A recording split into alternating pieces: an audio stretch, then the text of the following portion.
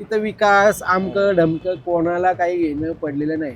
मला तर वाटतं पब्लिकलाही नाही. फक्त बरं. तक्रार करणं आणि बाजूला होणं. तो माहोल जो 15 दिवसात आपल्या मीडियात नव्हतो ना, त्याच्या भोवतीच फिरत राहतो. जवळपास 70 ते 80 नगरसेवक ह्या 4 मतदारसंघात आहेत बरं. आणि तिथं जवळपास 80 ते 90% नगरसेवक भाजपचेच निवडून येतात. पूर्णपणे संशय कल्लोळ चालू आहे आणि तो फक्त भाजपमध्ये नाहीये. बरं. प्रत्येक पक्ष दुसऱ्या पक्षाकडे संशयाने पाहतोय. बरं. त्यात भाजपवाल्यांशी पण संशयाने पाहतात बरं. की आपलं काय होणार आहे. हां. त्यामुळे या संशयाच्या नाट्यामध्ये आता सध्याच्या घडामोडी चालू आहेत. राष्ट्रवादी हा पक्ष असा आहे, कोणाची सत्ता असू दे आणि कोणतंही येऊ दे, आम्ही सत्तेत अर्धे का होईना भागीदारी आहोत. बरं. हे हां. कायमस्वरूपी त्यांचं धोरण ठरलेलं आहे. विषयांवरचं राजकारण हे पुण्याच्यासाठी महत्त्वाचं आहे आणि ते लोकांच्या दृष्टीने ते बघतात की माझा मतदार कोण आहे, की माझा मतदार डीपीच्या बाजूने आहे का, डोंगरमाथा उताराच्या बाजूने आहे का, त्या दृष्टीने करतात. आता आपण आत्ताच बालभरती पौडफाटाचं बघितलं, त्याच्यामध्ये पण अशी मिसळच आहे. म्हणजे काही जण सत्तेतले पण विरोधात आहेत. नवले ब्रिजचं ह्याच्या आधी पण मोठा अपघात झाला आहे, ह्याच्या आधी पण तिथे अपघात होतात आणि खूप मोठे अपघात झाले. त्याही वेळेला त्याचं चरवण झालं पण मध्ये काही नाही झालं. आता पुन्हा आत्ताचा अपघात झाला तेव्हा पुन्हा त्याचं चरवण झालं. म्हणजे त्याच्यात सुधारणा काही नाही झाली ना. डायरेक्ट 11 गुंठे जागाच जाहीर केली आहे लकी ड्रॉच्या माध्यमातून. गाड्या लोक देत आहेत, 10 गाड्या देत आहेत, 4 चाकी देत आहेत. एकाने तर आता वैयक्तिक पातळीवर लाडकी बहीण योजना आणली आहे, 1000 रुपये देणारे. सहली तर एवढ्या प्रचंड निघाल्या, हेलिकॉप्टर राईड आहे. म्हणजे काय लोकांना आमिषा असतात ना ती दिली जातात. मला वाटतं मॅच फिक्सिंग करून भाजपने आता बऱ्यापैकी अर्धी लढाई तर जिंकलेली आहे. वातावरण कोणाच्या बाजूने आहे जास्त कल तर भाजपचे आहे, स्पष्ट आहे. बरं. नंबर 2 कोण आहे तर अजित पवारांचे राष्ट्रवादीचं आहे, हे स्पष्ट आहे. अशा परिस्थितीमध्ये भाजप तयारीत खूप आहे, त्यामुळे त्यांच्या बाजूने कल आहे, स्पष्ट दिसते.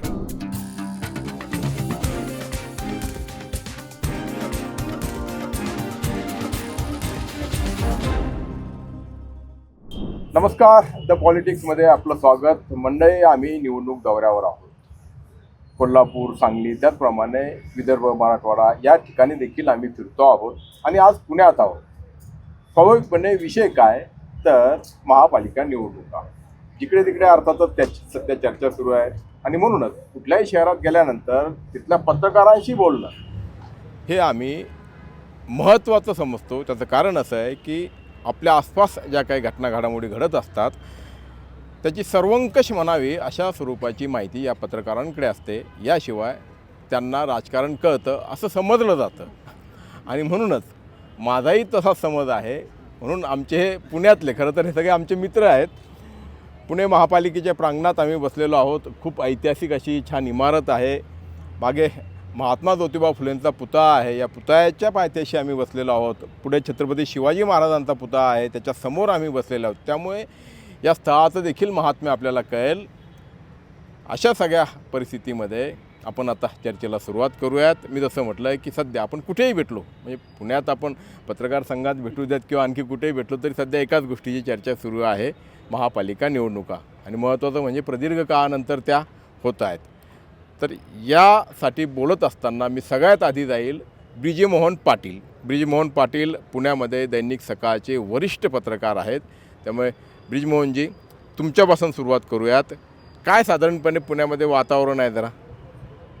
पुण्यामध्ये वातावरण एकदम कार्यकर्ते उत्साहात आहे, त्यांची धावधूक खूप आहे. प्रत्येकांचं आपलं नाव कसं मतदार म्हणजे उमेदवारांची यादी फायनल होत असताना आपलं नाव कसं त्या फायनल यादीमध्ये येईल याच्यासाठी सगळ्यांची धडपड सगळी चालू आहे. जोरदार कार्यक्रम, होम मिनिस्टर आहे, अजून वेगवेगळे कार्यक्रम आहे, सहली चालू आहेत.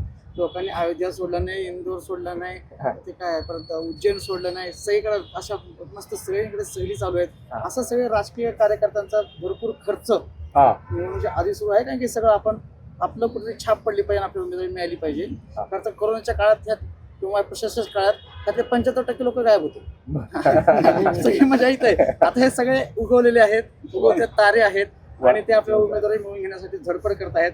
राजकीय पक्षही योग्य त्यातनं कोण चमकू आहे, कोण कामाचा आहे, कोण व्यवस्थित आपल्याला पुढच्या घडामोडीला कामाला येऊ शकतो अशांची निवड केली जाते. कोण सक्षम आहे ह्याचे त्यांचे इंटरनल सर्वे सुरू आहेत.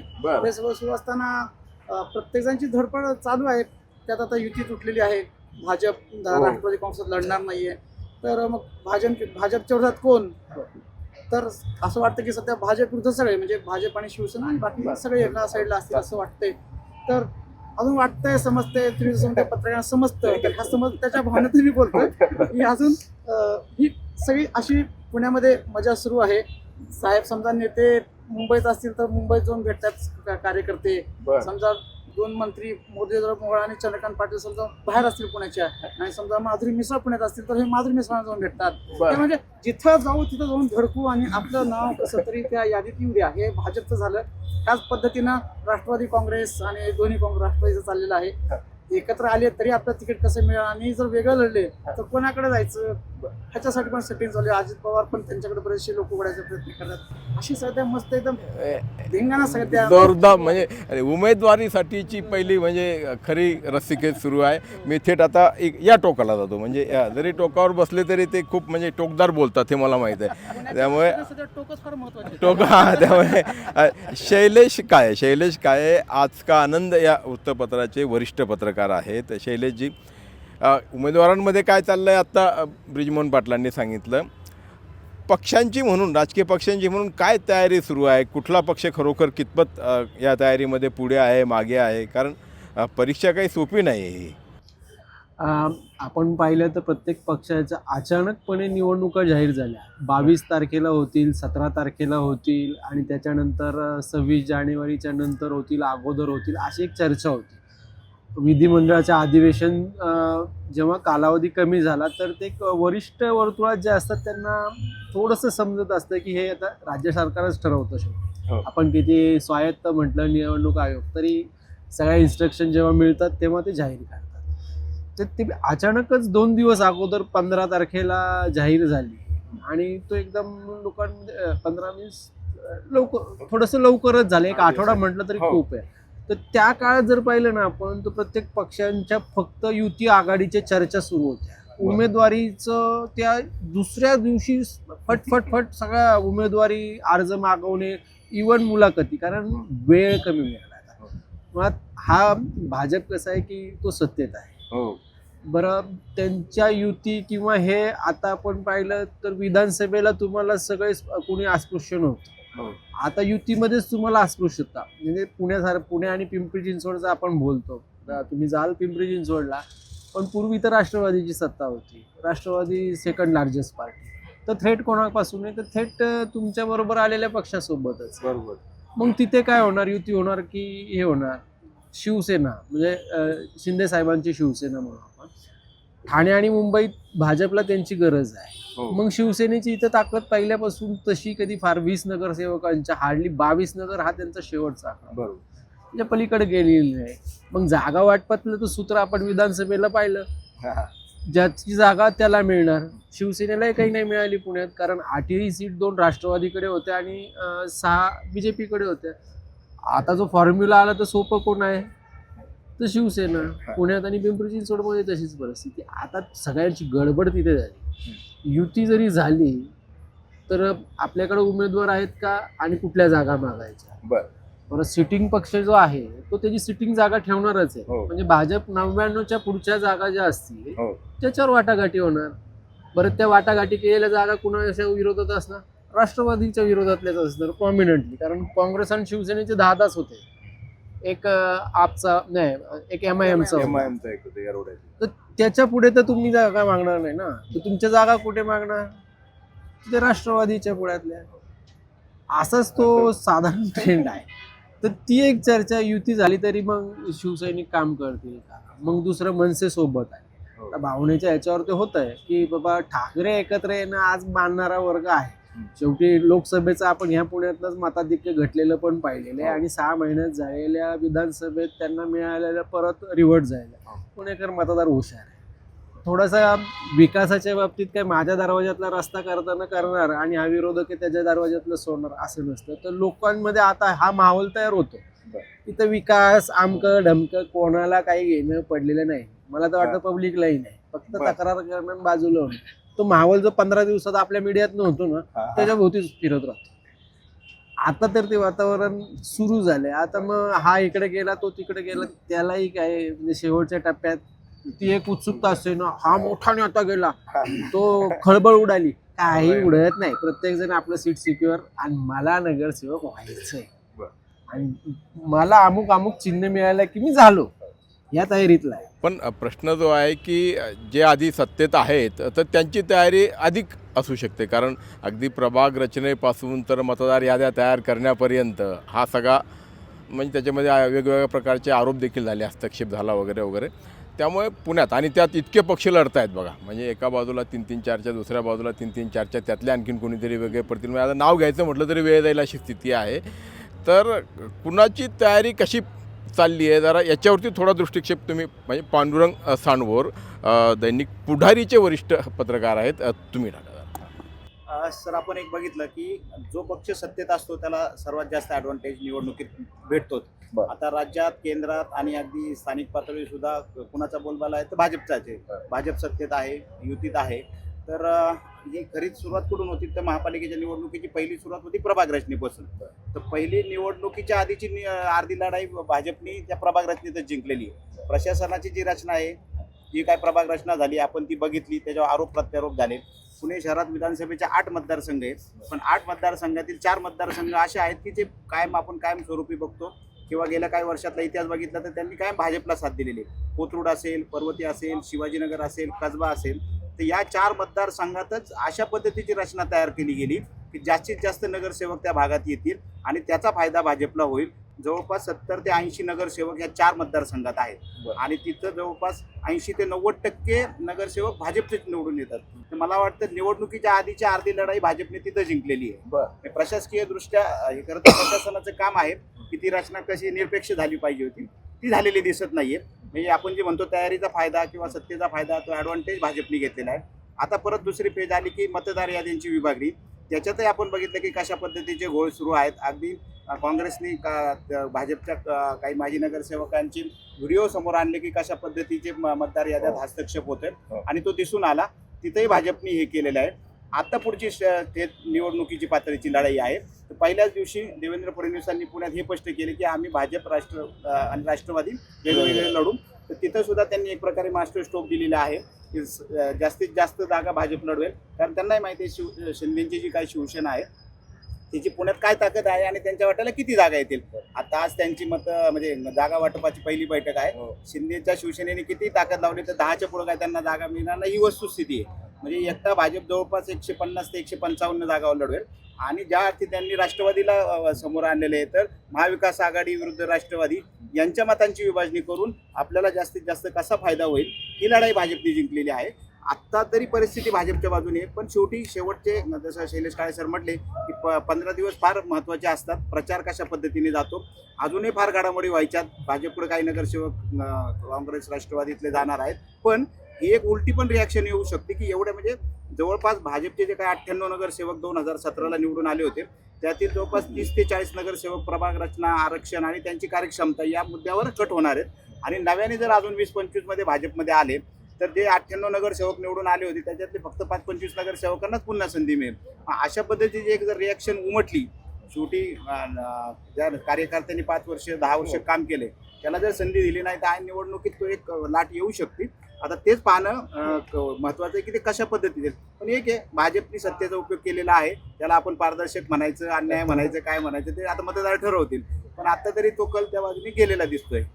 डॉक्टर सुजित तांबडे आपल्यासोबत आहेत, लोकसत्ताचे पत्रकार आहेत. मला जसं आता सगळेच म्हणत आहेत की भाजपने तयारी केलेली आहे, पण मी सांगलीत परवा होतो, तिथले लोक असे म्हटले, मी तिथे देखील भाजपची सत्ता आली होती, ते म्हटले की इथे जर भाजपचा पराभव कोणी करू शकत असेल तर तो म्हणजे भाजपच.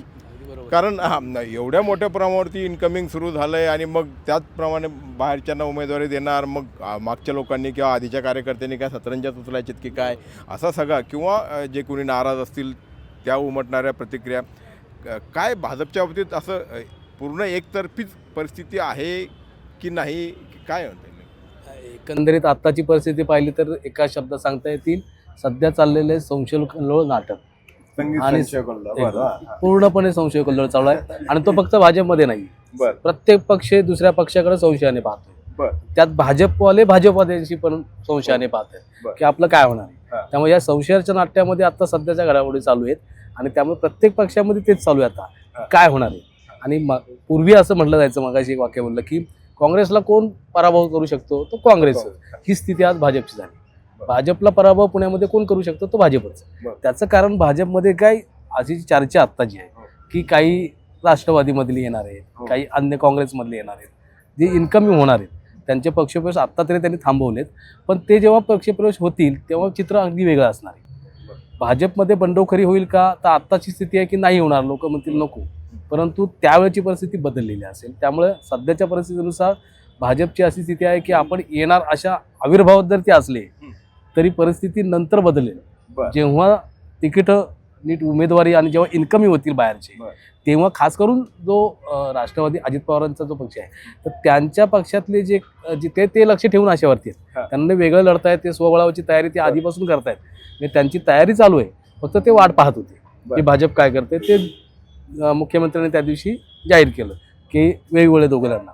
आता प्रश्न असा येतोय, अजित पवारांची राष्ट्रवादी लक्ष ठेवू नये भाजप काय करते. भाजपने ज्याला डावललं की ते इकडे घेतले त्यांना, आणि तिथून चित्र बदलणार आहे. आणि तिथून मग आपण म्हणलो त्याप्रमाणे भाजपमधली स्थिती, आता भाजपचा पराभव कोण करू शकतं, ते भाजपच करतील. पण त्यावेळेला खास करून जास्त ॲग्रेसिव्हली कोण भूमिका असेल तर अजित पवारांची राष्ट्रवादी असेल, जे अशा प्रकारचे उमेदवार घेतील. खास करून उपनगरी भागामध्ये त्यांचं प्राबल्य जास्त आहे, आणि त्याच्यामुळे त्या भागातले जो प्रभाव असलेला जो उमेदवार असेल तो भाजपचा पण असू शकतो, तो घेण्याचा प्रयत्न त्यांचा असू शकतो. आणि एकंदरीत अन्य महाविकास आघाडीचा विचार करता प्रत्येकजण आपलं मुलाखतींचा फार्स करतोय, तो फार्सच चालू आहे. तर त्या मुलाखतीला तसा अर्थ नाही. भाजपने पण मध्यंतरी मुलाखती घेतल्या 2 दिवस, त्या एकदम एका लॉटमध्ये सगळ्या घेतल्या. आता त्यातले किती इच्छुक काय त्याचा काय विचार आले, या नाव सांगितले गेले, त्याचा काय विषय नाही. ती काही उमेदवारी नव्हती आणि काही नाही, ते फक्त फार्स होता. तो ती प्रक्रिया पार केली आहे. प्रत्यक्ष आता 23 नंतर खऱ्या अर्थानं घडामोडी सुरू होतील असं दिसतं. त्या भाजपच्या मुलाखतीच्या बाबतीत खूप गोंधळ देखील झाला म्हणजे अनेक लोक नंतर येऊन की हे कशाला उगाच नाटक लावलं असंही बोललेत.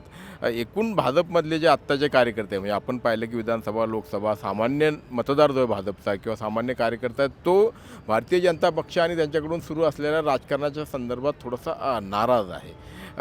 आत्ता पक्षाची खरोखर तशी परिस्थिती आहे का? अंजली खमितकर वरिष्ठ पत्रकार आहेत दैनिक प्रभातच्या. तुम्ही ठिकठिकाणी पक्ष कार्यालयांमध्ये जात असतात पक्षाची किंवा त्यांच्या नेत्यांशी तुमचा संपर्क असतो, काय साधारणपणे? साहजिकच बिहार इलेक्शननंतर भाजपची खूप महत्त्वाकांक्षा वाढली आहे. म्हणजे कार्यकर्त्यांची महत्त्वाकांक्षा प्रचंड वाढली आहे की ते आत्ता स्वतःला आपण नगरसेवक आहोत असंच बघतात. म्हणजे जसं हे बाकीचे म्हणाले की सतरंजा उचलायच्या का आम्ही, साहजिकच त्याची ती महत्त्वाकांक्षा आहे. 10-15 वर्ष तो काम करतो आहे, तो 20 वर्ष काम करतो आहे, पण त्याला आजपर्यंत संधी नाही मिळाली. आणि ती त्यांची हे बाहेर येते आहे की मनातली खतखत की आता आम्हाला द्या तुम्ही. पण एक असं आहे की जसं आपण म्हणलो फार्स आहे, तो काही प्रमाणात फार्स आहे, पण कसं इच्छुक याच्यातनं कळतात की कोण आता येते आपल्यासमोर किंवा कोण असणार आहे.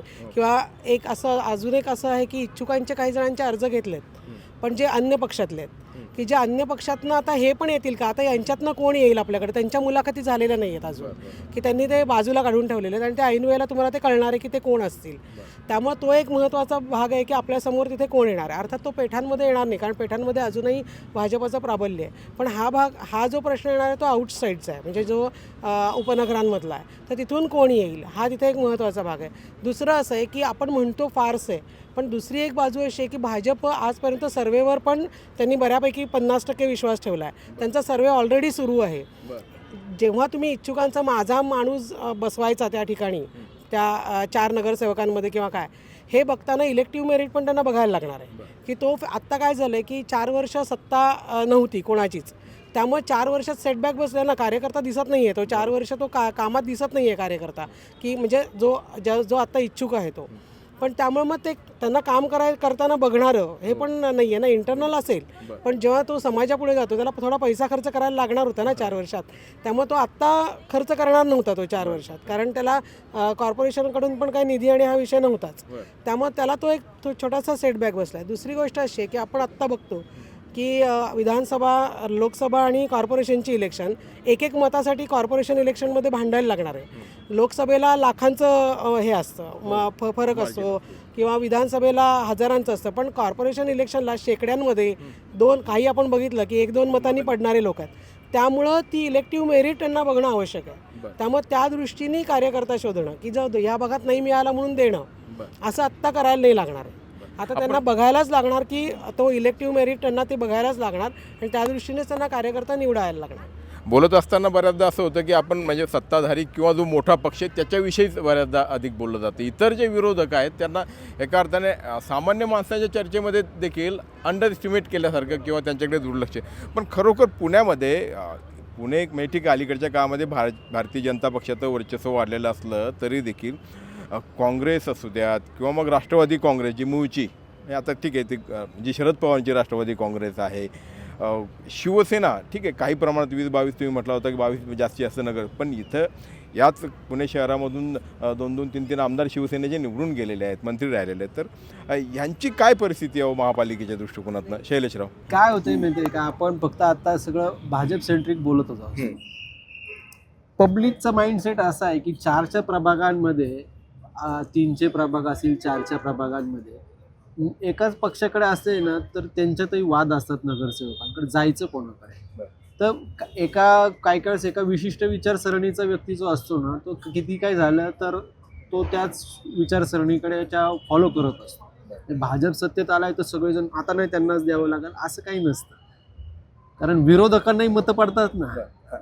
फक्त कसं आहे की सबकुच ते एखादा तरी नगरसेवक की बाबा हा हक्काने मी त्याच्याकडे जाऊ आणि यांच्यावर ॲटोमॅटिक एका कामावर चेक राहील. कारण गेल्या 20 वर्षात पाहिलं तर एखादीच निवडणूक ही सिंगल वॉर्डनुसार झाली.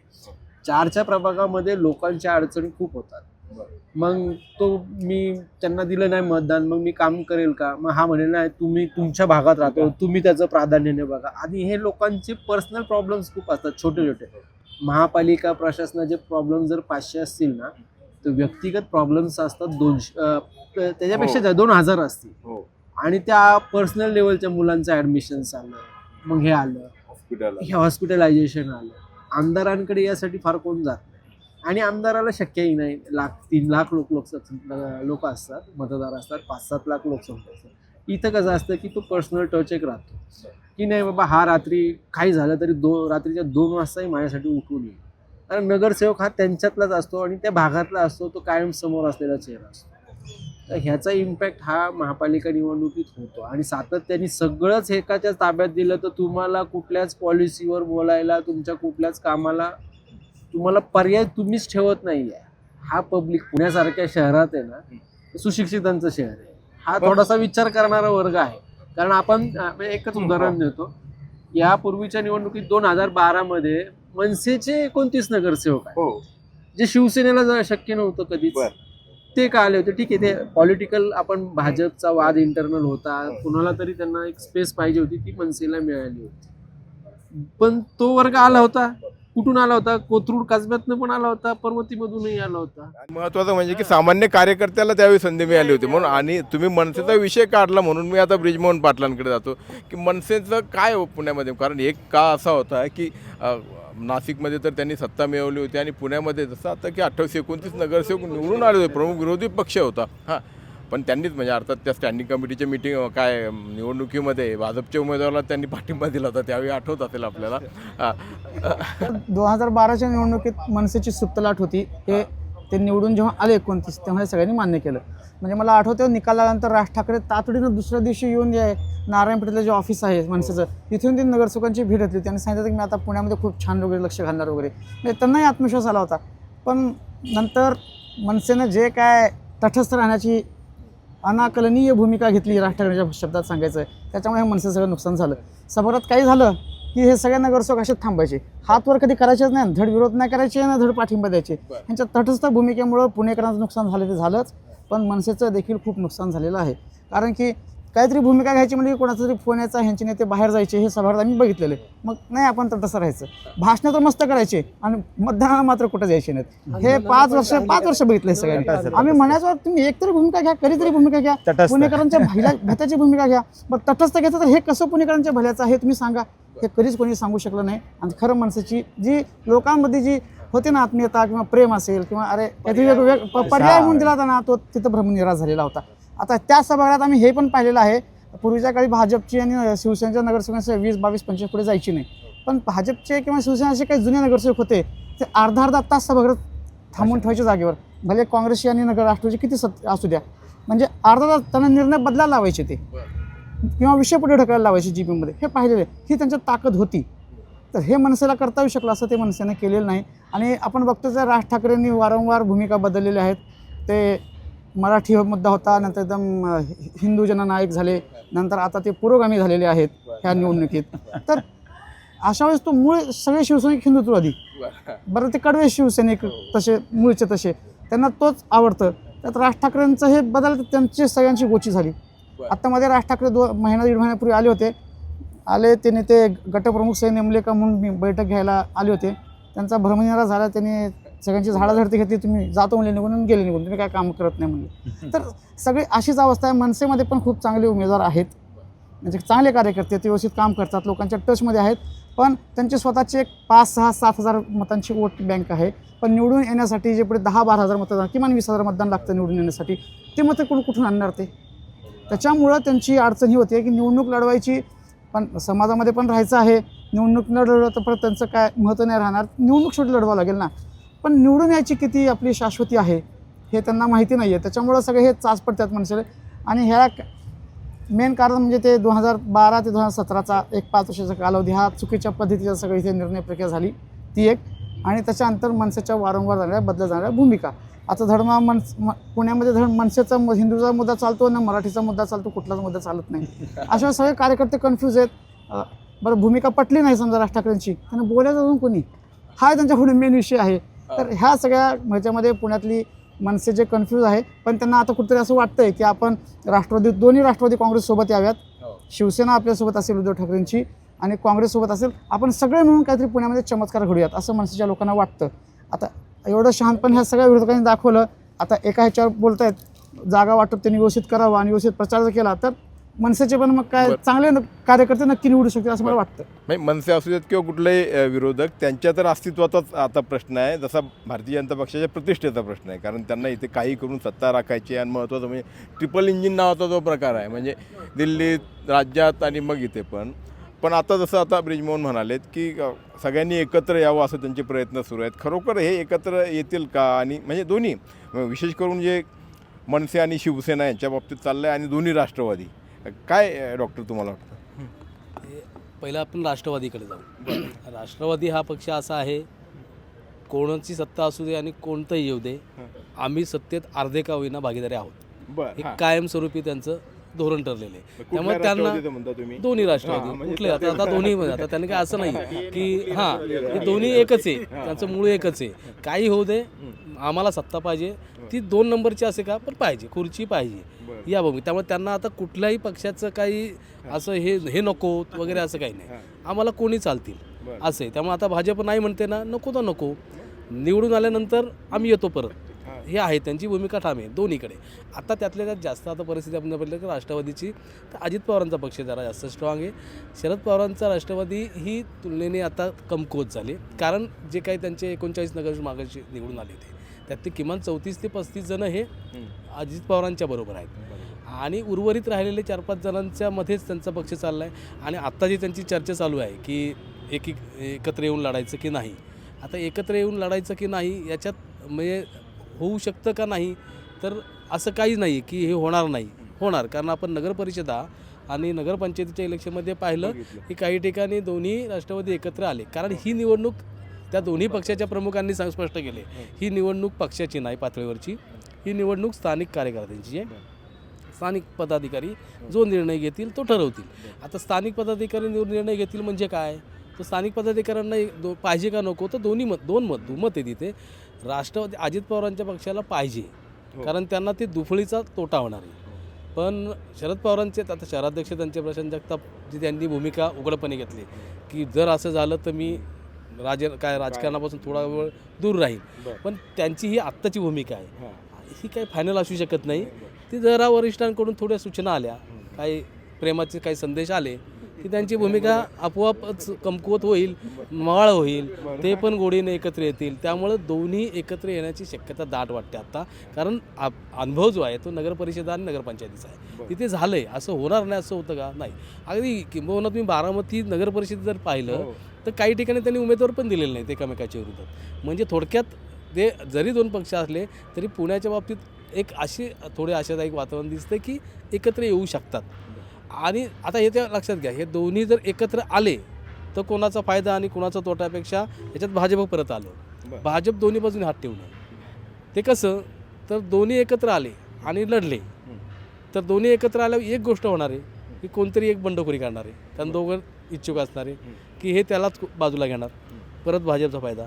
आणि दोन्ही विरोधात लढले तर मतांची विभागणी आहे. त्यामुळे एकंदरीत राष्ट्रवादीच्या बाबतीत तर विचार आपण केला दोन्ही, तर दोन्ही एकत्र येण्याच्या दृष्टीने सध्याच्या हालचाली दिसत आहेत असं एकंदरीत दिसते. पण ते आलं ते त्यांच्यात भल्याचं आहे. तर थोडीशी काहीतरी ताकद भाजपला एक कोणतरी विरोधी आहे पक्ष असं दिसेल. ते विरोधी नसणार आहे. प्रश्न असा आहे फक्त की हे दोघं एकत्र लढल्यानंतर जेव्हा परत एकत्रच येणार आहेत त्यावेळेला शरद पवारांच्या राष्ट्रवादीच्या यांचे काय होणार की आपण नक्की कुठले सत्तेतले का विरोधातले, हा प्रश्न निर्माण होईल. नाही, पण मुळात पुणे महापालिकेचा इतिहास असा आहे की इथे जे सत्तेत असतात ते विरोधातही असतात. म्हणजे पुणे पॅटर्नचा जन्म इथे झालेला आहे बघा तुम्ही. म्हणजे सत्तेत असलेला विरोधी पक्षनेता देखील इथे होता आणि शिवसेना राष्ट्रवादी त्यावेळेची आणि भाजप एकत्र आले होते. असं कुठलंही समीकरण या महापालिकेमध्ये जाऊ शकतं नाही कांजल. पुढच्या काळामध्ये अशी म्हणजे निकाल लागल्यानंतर वेगळ्या प्रकारची समीकरणं अस्तित्वात किंवा उदयाला येऊ शकतात का? साहजिकच, कारण एक आहे राष्ट्रवादी काँग्रेस आणि काँग्रेसमध्ये जे आत्ता चालू आहे की मनाने एकत्र आहेत कार्यकर्ते. कारण त्यांना असं वाटतं की आपण कोणाच्या बाजूने जायचं, हे जसं आता चर्चा आहे तशी आता आपण यांच्या विरोधात जायचं का, हा पण एक विषय त्यांच्यामध्ये की पवारसाहेबांच्या विरोधात जायचं आहे का, जसं शरद पवारांच्या किंवा अजित पवारांच्या. तर हा तिथे मुद्दा आहेच आहे. आणि आजपर्यंत विषयांवर कॉर्पोरेशनमधले लढलेत. म्हणजे समजा आता DPचा विषय असेल, त्याच्यात डोंगरमाथा उताराचा विषय असेल, त्याच्यात काँग्रेस त्यावेळेला राष्ट्रवादी काँग्रेसच्या काही लोक विरोधात होती. त्यामुळे इथलं राजकारण हे पक्षाच्या धोरणावर नाही तर विषयांवर पण चालतं की कोणता विषय कोणाच्या फायद्याचा येतो यावर पण ते कोणाच्या बाजूने असेल. जसं तटस्थ राहायचे मनसेवाले तसंच होतं ते, कारण विषयांवरचं राजकारण हे पुण्याच्यासाठी महत्त्वाचं आहे आणि ते लोकांच्या दृष्टीने ते बघतात की माझा मतदार कोण आहे, की माझा मतदार DPच्या बाजूने आहे का, डोंगरमाथा उताराच्या बाजूने आहे का, त्या दृष्टीने करतात. आता आपण आत्ताच बालभरती पौडफाटाचं बघितलं, त्याच्यामध्ये पण अशी मिसळच आहे. म्हणजे काही जण सत्तेतले पण विरोधात आहेत आणि विरोधात जे आहे ते पण म्हणजे त्याच्या बाजूने आहेत. असं छोटे छोटे विषय जे आहेत त्याच्या पण बाबतीत इथे वेगळा पॅटर्न जसं म्हणलो आपण तसं त्या विषयांवरचा पॅटर्न होऊ शकतो इथे. त्यामुळे इथं तुम्ही कोणाला प्रेडिक्ट करू शकत नाही की ह्या विषयावर हे सगळे एकत्र येतील, त्या विषयावर ते सगळे एकत्र येतील, असं होणार नाही. कारण आत्तापर्यंतचा तो जेव्हा आपण जनरल बॉडीमध्ये म्हणलो अर्धा तास एक तास बोलायचे, दोन पक्षांमध्ये जे एकत्र आहेत त्यांच्यामध्ये पण अनेकदा काय एकमेकांच्या विरोधात त्यांनी केलं आहे आणि त्या विषयांमध्ये त्यांनी मतदान पण तसंच केलेलं आहे. जसं आपण स्टँडिंग कमिटीच्या इलेक्शनच्या वेळेला पण बघितलं, जेव्हा रशीद शेख निवडून आले स्टँडिंग कमिटीला तेव्हा ते BJPच्या सहकार्याने आले काँग्रेसच्या विरोधात आणि ते काँग्रेसचेच स्वतः उमेदवार होते. त्यामुळे हे असं होऊ शकतं पुण्यात. त्यामुळे पुण्याला तुम्ही हे करू शकत नाही, गृहीत धरू शकत नाही की इतर ह्याच्यासारखं म्हणजे इतर महापालिकांसारखं पुण्याला कोणीही गृहीत धरू शकत नाही, पुण्याच्या लोकांना कोणी गृहीत धरू शकत नाही. जसं 27 जणांना तुम्ही निवडून आणलं 29 जणांना, तसं नंतर 2च जणांना आणलं. त्यामुळे हे तुम्ही गृहीत धरू शकत नाही मतदारांना इथे. जसं आत्ता पण म्हणतो 100-120 भाजपला आणायचं, त्यांनाही तो विचार करायला लागणार. जसं मगाशी मी म्हणाले की इलेक्टिव्ह मेरिट ठेवायला लागणार आहे. माझा माणूस बसवा असं म्हणताना तुम्ही त्याचं इलेक्टिव्ह मेरिट पण सांगा, हे पण त्या नेत्याला सांगावं लागणार आहे. पण राजकीय पक्षांच्या दृष्टिकोनातून असलेलं इलेक्टिव्ह मेरिट आणि सर्वसामान्य मतदाराच्या दृष्टिकोनातून असलेलं इलेक्टिव्ह मेरिट हा एक वेगळा. कारण जसं शैलेशराव आता म्हणत होते की ॲक्सेस कुणाकडे आहे, आपला कोण माणूस आपल्या कामाचा आहे, कोण आपल्याला दाखला काढून देऊ शकतो, कोण आपल्या माणसाला हॉस्पिटलमध्ये उपचार, कुठले विषय साधारणपणे मतदार पुणेकर शून्य मतदार डोक्यामध्ये ठेवून मतदान करतात, काय मुद्दे साधारणपणे या निवडणुकीचे असतात किंवा यावेळी असू शकतात असं वाटतं पांडुरंग?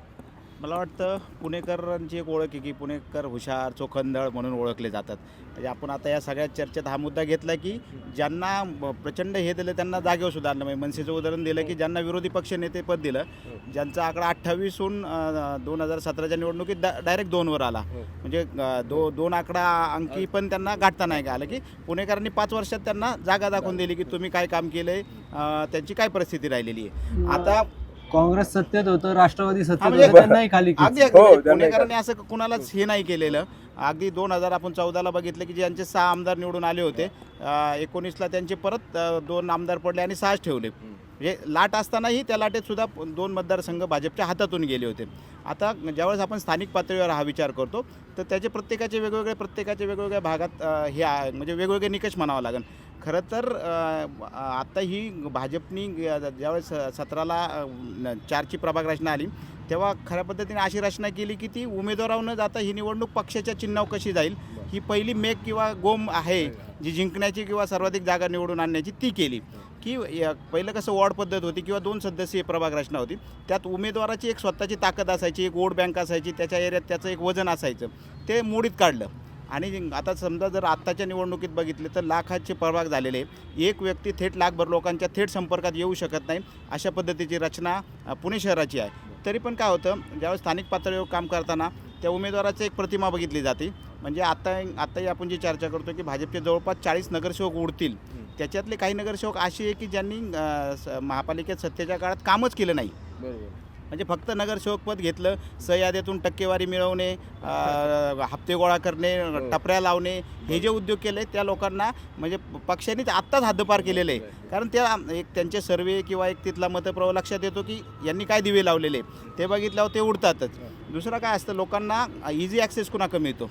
म्हणजे अनेक वेळा आपल्या भागात आपण कुणी गेलो आणि काही काम केलं तर लोक फार म्हणजे अनेक ठिकाणी आहे की थोडक्यात आपण एक थोडं उदाहरण बघू की जे आता आंदेकरांचं प्रकरण गाजतंय आणि आंदेकरांना कोर्टाने निवडणूक लढवायला दिली. ह्या आंदेकरांची सगळी पार्श्वभूमी बघितली तर गुन्हेगारी आहे. पण बघा त्यांच्या कुटुंबातील 3-4 सदस्य कायम निवडून पण आलेले, त्यांची महापौर राहिलेले. म्हणजे म्हणजे त्यांच्या कुटुंबातली 4 सदस्य निवडून आल्यावर त्यावेळेस त्यांना महापौर पद द्यावं लागलं होतं.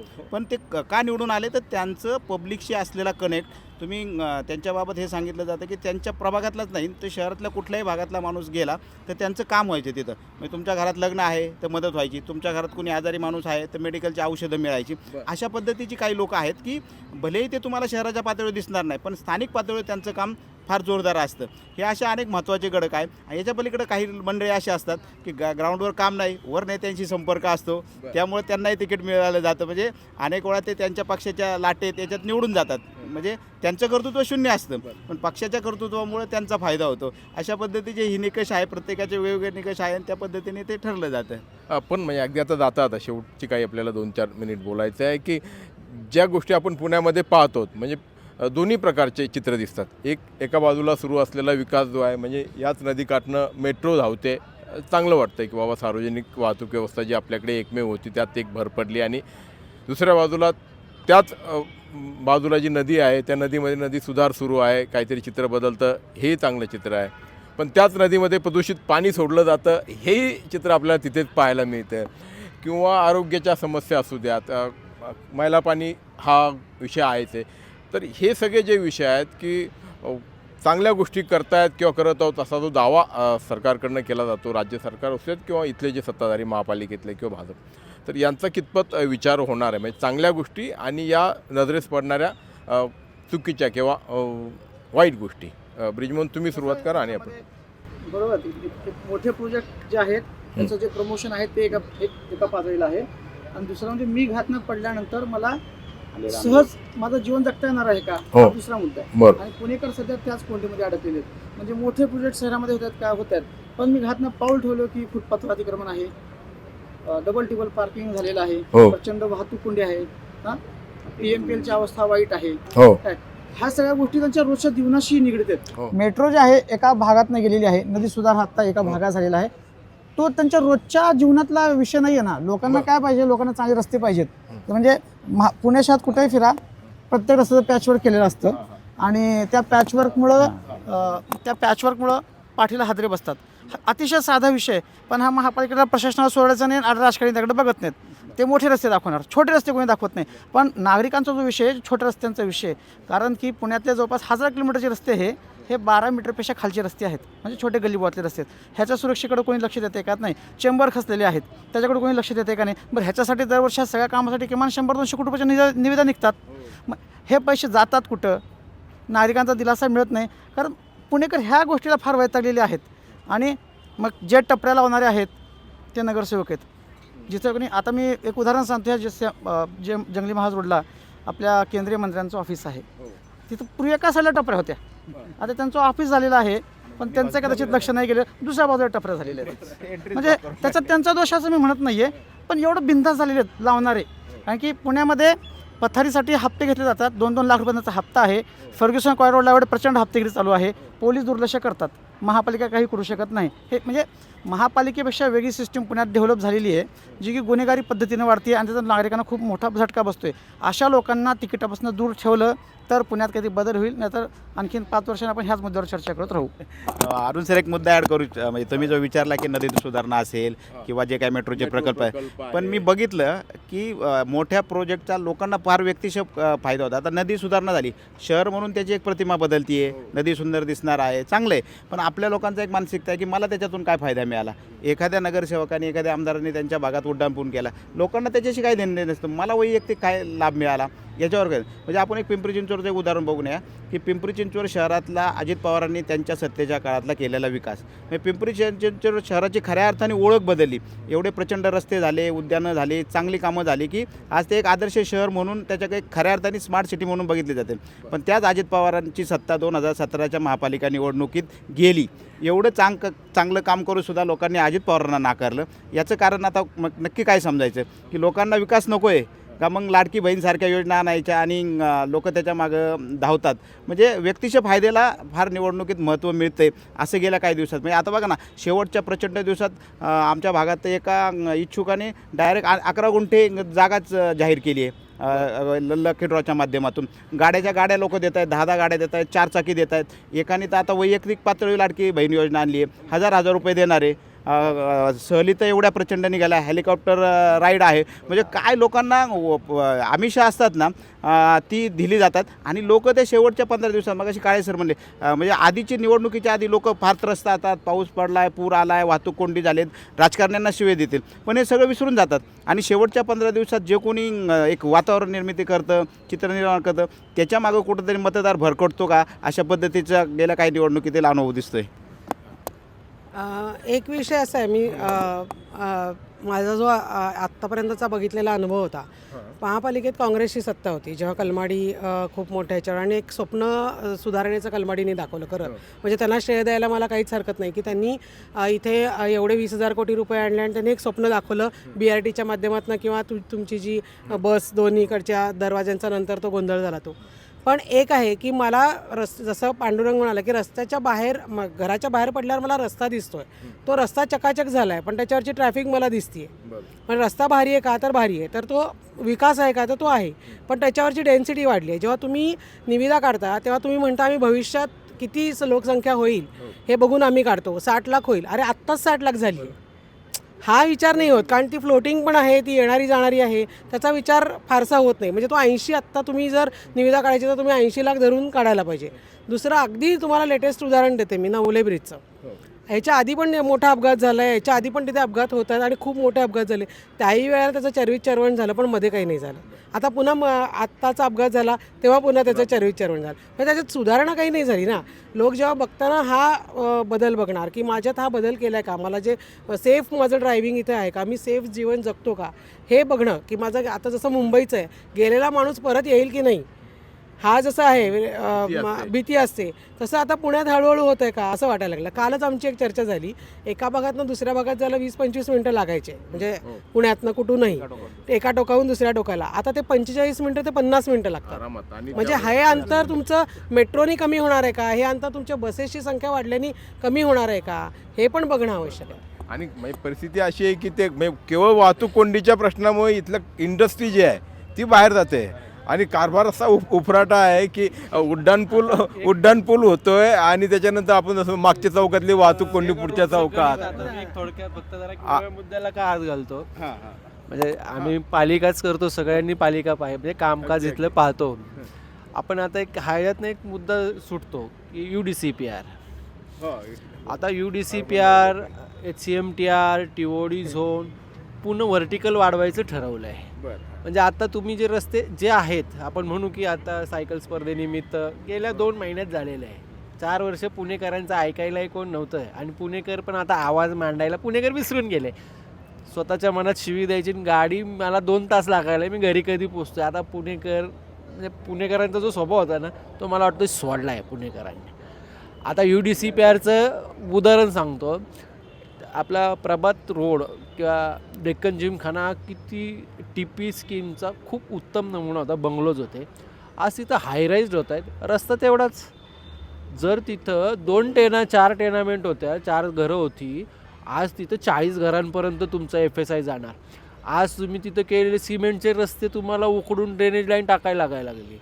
म्हणजे तुम्ही आयुष्यभर महापालिका फक्त टेंडरमधनं पैशातनं विकासाचे बॅनर्स, पुणेकरांनाच घेणं देणं नाही. मग त्यांनी 2 कोटीचा फ्लॅट घेतला तरी बाहेर पडला ना, घरातल्या त्या लक्झरीमधनं बाहेर पडला ना, त्याला सर्वसामान्य वस्तीमध्ये राहणाऱ्या लोकांशीच स्पर्धा करायची. हे आपलं लिव्हिंग ऑफ स्टँडर्ड.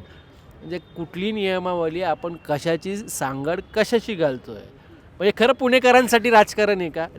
पुण्याचा विकास देशाचा विकास खरं त्याच्यासाठी आहे का? हे सगळ्यांनीच विचार करायची. पूर्वीच्यांनी चुका केल्या त्याचीच पुनरावृत्ती आता सुरू आहे. म्हणजे आता बघा तुम्ही पब्लिकला फक्त काही घेणं देणं असं मी या मतापर्यंत आलो. पब्लिकचा असं झालं की पब्लिकचा विश्वासच उडाला असं म्हणता येईल. पण आणि आता बघा तुम्ही की आपल्या त्या विद्यापीठ चौकातला उड्डाणपूल पाडायला लागला, परत तो नव्याने बांधायला लागला आणि मग तो 2 मजली झाला मेट्रो.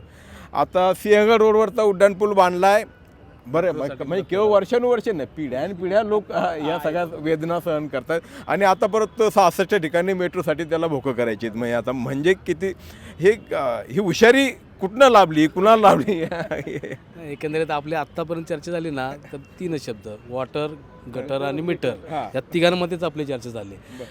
आत्ता जो तुम्ही म्हटला ना की शहराचं नियोजन, ते नियोजनाचा अभाव आहे सगळा.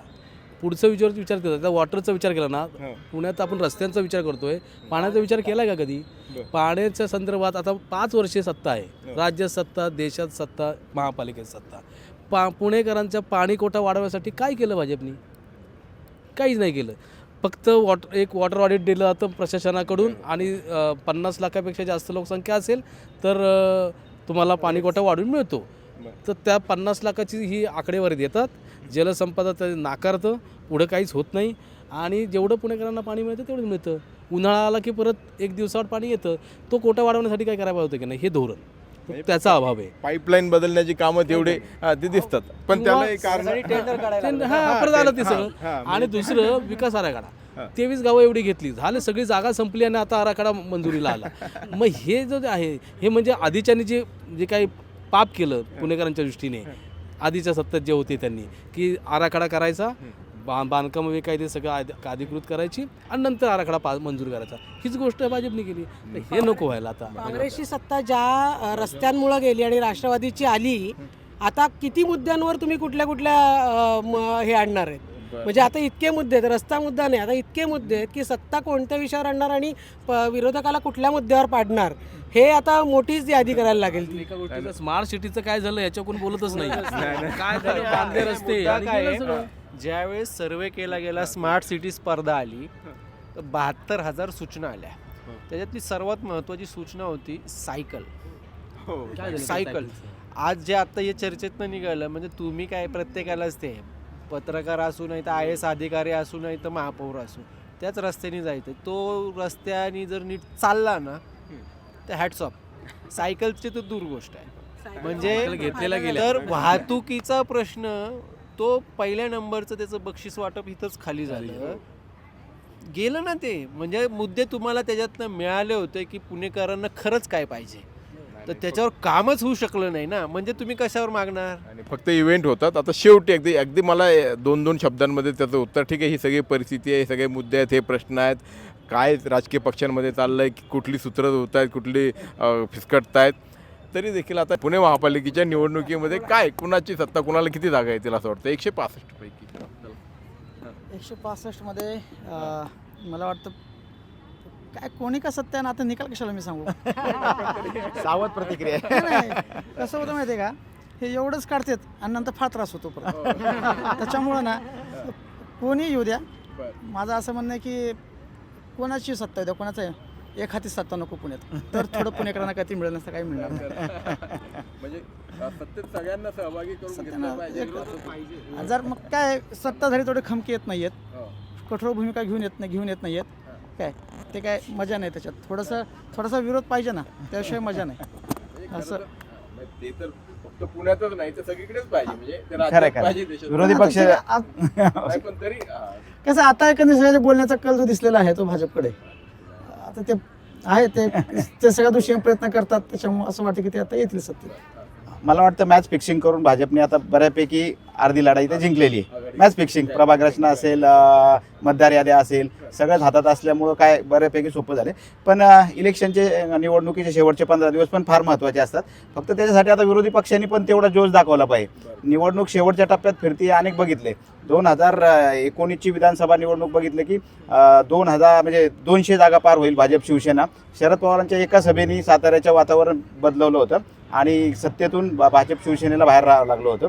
म्हणजे निवडणूक कशी बदलते, फक्त समोरच्यांची ताकद पाहिजे. त्यामुळे भाजपने 125ची घोषणा केली तरी काय सोपं नाही आहे, कारण आता वेगवेगळी समीकरणं बदलत आहेत, वेगवेगळी लाटा होत आहेत. पण ठीक आहे, मॅच फिक्सिंगमुळे तरी कल भाजपकडे आहे.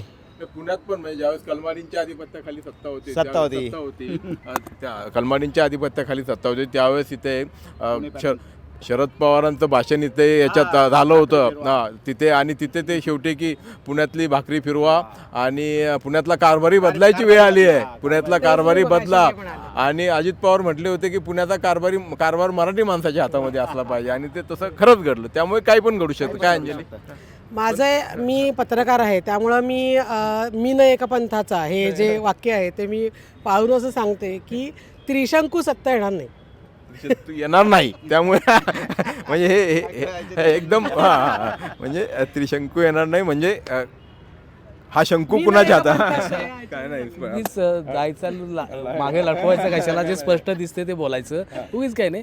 वातावरण कोणाच्या बाजूने आहे जास्त कल तर भाजपचे आहे, स्पष्ट आहे. नंबर 2 कोण आहे तर अजित पवारांचे राष्ट्रवादीचं आहे, हे स्पष्ट आहे. काँग्रेस धडपडते, राष्ट्रवादी शरद पवार पक्षाची पण तीच अवस्था आहे. शिवसेनेचं काय नक्की अजूनही काही कळेना, मनसे तळ्यात मिळत आहे. अशा परिस्थितीमध्ये भाजप तयारीत खूप आहे, त्यामुळे त्यांच्या बाजूने कल आहे, स्पष्ट दिसते. आणि एकूण दोस्तांना लक्षात घेतला तर उद्या अजित पवारांचा माणूस एकत्र येतो. हा उपमहापौर झाला तरी आश्चर्य वाटायला नको. नाही, हे तुम्ही ते म्हणताय ना, ती गणित तसंच आहे. मुळात 2च पक्ष इथं स्ट्रॉंग होते. आता काँग्रेस आणि याचं तर बऱ्यापैकी पतन होत शिवसेना आता डिवायडेड झाली, तेव्हाही ते काय फारसं नाही, युती म्हणूनच ते दोन्हींचंच चालू असायचं. आता स्ट्रॉंग दिसतंय तर ते भाजप प्रत्येक मतदारसंघात त्यांचा प्रत्येक वॉर्ड जागेसाठी लढण्यासाठी कार्यकर्ता आहे.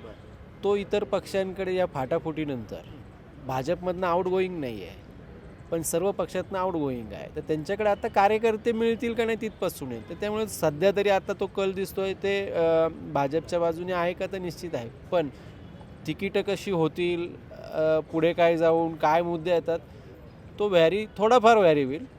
पण शेवटी साम दाम दंडभेद हे सूत्र नेहमीचं ते आताही पाहायला मिळालं तर काय म्हणजे आणि प्रभाग लाखाचा आहे आणि खर्च कोटीचा आहे असं सध्या चाललंय. आणि त्यामुळे शेवटच्या 4-6 दिवसामध्ये काय घडतं, आणि महत्त्वाचं म्हणजे की मतदार जो आहे तो कितपत जागरूक राहतो आणि किती प्रामाणिकपणे मतदान करतो यावरती भवितव्य अवलंबून असणार आहे. अर्थात घोडा मैदान पुढे आहे.